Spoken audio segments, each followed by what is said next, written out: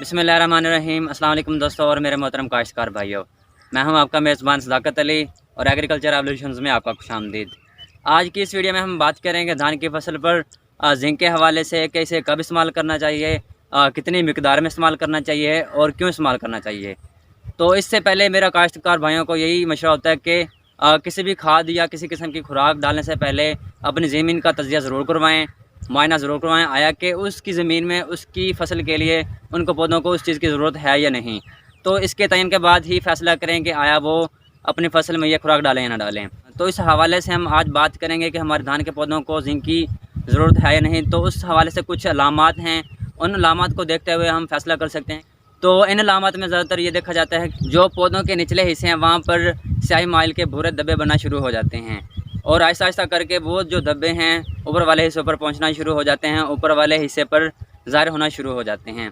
नौबत यहाँ तक पहुंच जाती है कि जो आपके पत्ते हैं वो जंग लुद होना शुरू हो जाते हैं और अगर आप मुतासरा पौधों को उखाड़ने की कोशिश करेंगे तो वो बासानी उखड़ जाएंगे। ये वो चंद अलामात हैं जिसकी वजह से आप पहचान कर सकते हैं कि आपके पौधों को जिंक की ज़रूरत है या नहीं। तो अब बात कर लेते हैं कि जिंक की कमी को कैसे दूर किया जा सकता है, इसके लिए कौन कौन सी सिफारिशात हैं, कब इस्तेमाल कर सकते हैं और कितनी मिकदार में इस्तेमाल कर सकते हैं।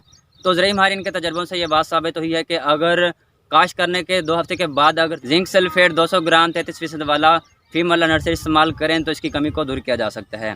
इसके अलावा अगर आप इसको काश करने से पहले इसकी जड़ों को जिंक ऑक्साइड के साथ 2% महलूल में डुबो कर लगाया जाए तो तब भी इसकी कमी को दूर किया जा सकता है। इसके लिए 1 किलोग्राम जिंक ऑक्साइड के साथ 50 लीटर पानी में मिक्स करके महलूल तैयार करना है।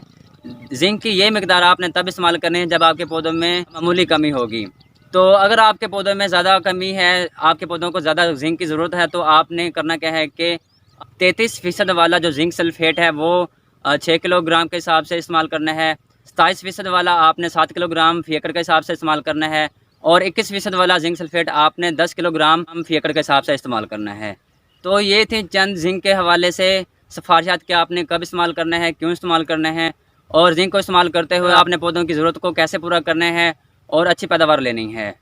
तो उम्मीद करता हूँ मेरी आज की वीडियो आपको पसंद आई होगी और मालूमात मिली होगी और अगर पसंद आई है तो इसको लाइक भी करें और दूसरे काश्तकार तक पे पहुँचाएँ ताकि उनका भी ये फ़ायदा हो सके। तो इसी के साथ मुझे इजाज़त दें। अल्लाह हाफ़िज़।